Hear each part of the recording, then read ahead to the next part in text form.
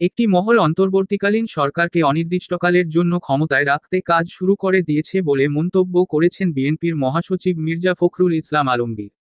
তিনি বলেছেন, বেশ কিছু সংগঠন, বেশ কিছু গোষ্ঠী ইতোমধ্যে কাজ শুরু করেছে যেন অন্তর্বর্তী সরকারকে অনির্দিষ্টকালের জন্য রাখা হয়। এই সরকার যাদেরকে দায়িত্ব দিয়েছে তাদের মধ্যেই অনেকে যখন বলেন যে নতুন দল তৈরি করতে হবে, তখন বিস্মিত না হয়ে পড়া যায় না। তারা অন্তর্বর্তী সরকার একেবারে সব পরিবর্তন করে দেবে, সব সংস্কার তারাই করে দেবে।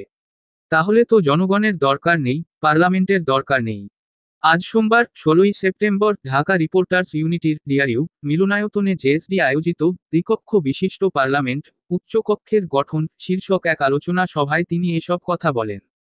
মির্জা ফখরুল বলেন, একটা জরিপের বরাত দিয়ে একটা পত্রিকায় খবর দিয়েছে। এই জরিপ কারা দিয়েছে আমরা বলতে পারবো না। নাম দিয়েছে ব্র্যাক ইনস্টিটিউট। আমি জানি না তারা কিভাবে জরিপটা করেছে। তারা বলেছে ৮০% লোক চায় যতদিন খুশি এই সরকার থাকুক। আমি জানি না তারা এই কথা কোথা থেকে পেল। জনগণ এটা কোনোদিনই মেনে নেবে না। আমার মনে হয় এই ধরনের রিপোর্ট ভেবেচিন্তে করা উচিত যেন বিভ্রান্তির সৃষ্টি না হয়।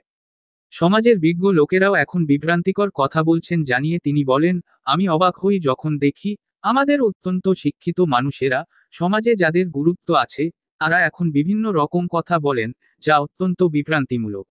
যারা দায়িত্ব পেয়েছেন এই সরকারের, তাদের মধ্যে যখন অনেকে বলেন নতুন দল তৈরি করতে হবে, তখন বিস্মিত না হয়ে পারা যায় না। এই এখতিয়ার ওনাকে কে দিয়েছে? উনি এই দায়িত্ব পেলেন কোথায় যে বলবেন নতুন দল করতে হবে? তাহলে জনগণ কিভাবে ভাববে যে তারা নিরপেক্ষভাবে কাজ করছে? অন্তর্বর্তীকালীন সরকার দায়িত্ব নিয়েছে আপাতত রাষ্ট্র পরিচালনা এবং নির্বাচনের ব্যবস্থা করার জন্য, এমন মন্তব্য করে বিএনপির মহাসচিব বলেন, আমার দল যেটা বিশ্বাস করে, রাষ্ট্রে মৌলিক যে পরিবর্তন আনতে হবে সেগুলো জনগণের মতামত ছাড়া সম্ভব নয়। তার জন্য একমাত্র জায়গা হচ্ছে পার্লামেন্ট। সুতরাং এর জন্য সত্যিকার অর্থে একটা নিরপেক্ষ নির্বাচন হতে হবে। সেই নির্বাচনে যারা নির্বাচিত হবেন তারা সিদ্ধান্ত নেবেন কোন পরিবর্তনগুলো হওয়া দরকার।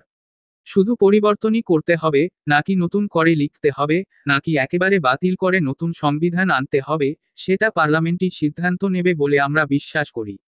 অন্তর্বর্তী সরকারকে বার্তা দিয়ে মির্জা ফখরুল বলেন, এখনো আপনাদের প্রশাসনে সেই সব ব্যক্তিরা রয়ে গেছেন যারা ফ্যাসিস্ট সরকারের ক্ষমতাকে দীর্ঘায়িত করার জন্য মদদ দিয়ে গেছেন। তাদেরকে এখনো সেসব জায়গা থেকে অপসারণ করা হয়নি। আমি আহ্বান জানাবো, দ্রুত তাদের চিহ্নিত করে আপনাদের যেই জায়গা থেকে পলিসিগুলো হয় সেখান থেকে সরিয়ে দিয়ে এমন একটি কাঠামো তৈরি করেন যেখানে একটি নিরপেক্ষ নির্বাচন হতে পারে।